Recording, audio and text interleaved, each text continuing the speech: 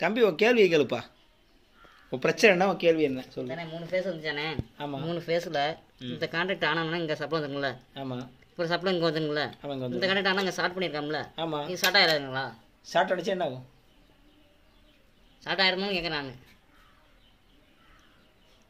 இந்த மாதிரி ஸ்டார்ட் ஆகிடுச்சுன்னா என்ன பண்ணுறதுங்க? ஷார்ட் அடிச்சா மோட்டர் ஓடும்.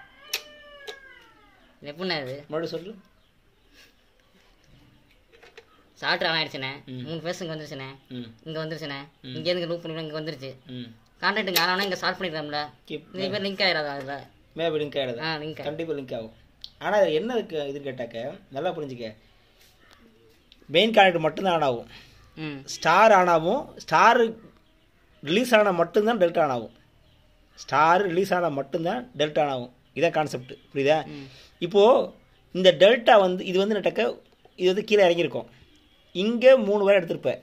அதாவது A1 B1 C1 3 பேருக்கு எடுத்திருப்பேன். இங்கே A2 B2 C2 3 பேர் எடுத்திருப்பேன். இந்த 3 பேரை நேராக இங்கே போய் இங்கே வந்து இது பேக் சைடு ஸ்டார்ட் ஆகுது. அப்படின்னா கேட்டாக்க இந்த லோடு இந்த மோட்ரு லோடு இருக்குல்ல, மோட்டரோட A1 B1 C1 சப்ளை இருக்கும். A2 B2 C2 தான் நீ ஸ்டார்ட் பண்ணுறேன்.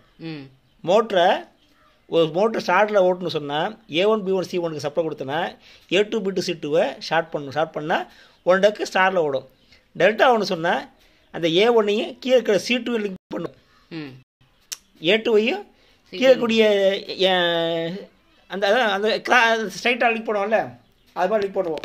ஸோ அதாவது என்னட்டாக்க கான்செப்ட் என்னட்டாக்க ஸ்டார் என்னட்டாக்க A1 B1 C1 சப்ளை கொடுப்பேன். A2 B2 C2 இந்த 3ஐயும் ஷார்ட் பண்ணணும். இந்த 3ஐயும் இங்கேயே ஷார்ட் பண்ணாலும் மோட்ரு ஓடும். எப்படி மோட்ரு ஓடுன்னு கேட்டால் A1 B1 C1 வந்து சப்ளை போவோம். அதோட காயோட அவுட்புட் இருக்கு இல்லையா, இன்னொரு ரெண்டு அந்த எண்டு தான் வந்து நட்டாக்க இந்த ஷார்ட் ஆகி மோட்ரு ஓட வைக்கும். இதில் இடையில ஒரு லோடு ஆக்ட் ஆகுது, தெரியும் உனக்கு? புரியுதா?